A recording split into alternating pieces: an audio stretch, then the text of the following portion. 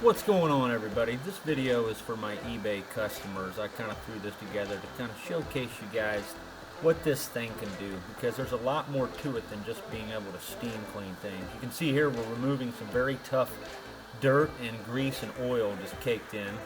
Even though it has a flame, it can clean carpet and things like that.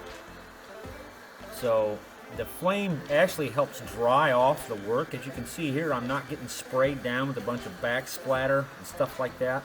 And that extra heat helps dry the work off. It's literally dry in seconds. You can even spray off electronics with this thing. I do have videos of me cleaning off various sensitive objects just to kind of show you how well it performs. When it comes to cleaning off things like implements, yard chainsaws, in this case, it's amazing to do. So because it's steam, you can do this in a lot of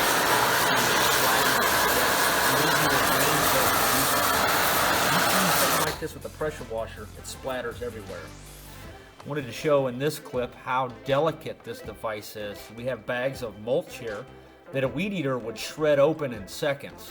A blowtorch would burn them, and the steam is able to get in there and not damage anything but the plants. Look how it's just falling over dying. We are not going to damage any paint, any expensive plants. It takes quite a bit of steam to actually kill look how that thing just fell over. It takes a lot of steam to kill a thick, juicy plant, of course, but just your average plant, you get the commercial type kill, just like on the commercials there, just dead. It ain't coming back from that. And we do have some after footage of this. Look how well it just knocks down these weeds here. And the benefit of steam versus a flame is that the steam, they say, kills the seed bank that's in the soil. So the weeds take far longer to come back. That's why pulling weeds isn't very effective. There's a seed bank right there in the soil. Look at everything just falling over dead. Watch this. Just baking it to death. The after footage on this area is incredible. It literally like sterilizes the area, but based on the nature of the way the steam's being applied, it doesn't kill valuable plants. Look at this wood artifact here, the staircase. If this was a blowtorch, this would pretty much burn this paint and ruin these steps. A weed eater would splatter wet grass all over the place. This thing here is just knocking these things down. And because the torch is also throwing off a huge air blast of hot air, the hot air is actually augmenting the steam.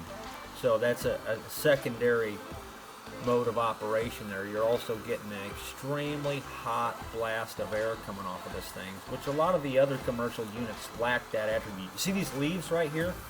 Notice how it doesn't even catch those leaves on fire. Using a blowtorch, you could set an entire field on fire by accident. This thing does not have that attribute. You don't have to worry about setting nothing on fire, and just the way it sterilizes the ground is what I like. It kills the seed bank. Look how it just knocks these plants over and just wilts them to death. You're gonna love the after footage on this area by the trampoline. Look at that. Just dead as a doornail. You can even see where I drew in the grass over there.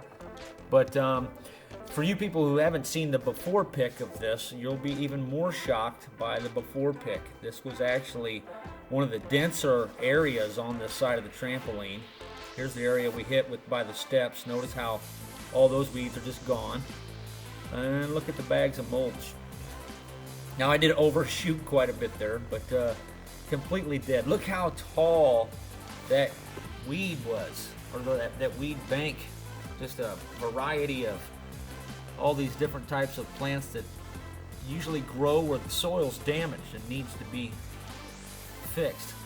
And there's just a quick contrast shot to show you guys how just effective it was. This is day 3, by the way.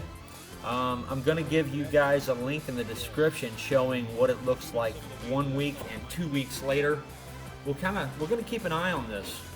This last part of the video is to show you how the blowtorch inside of this steam gun can be removed and is in fact an impressive tool in itself.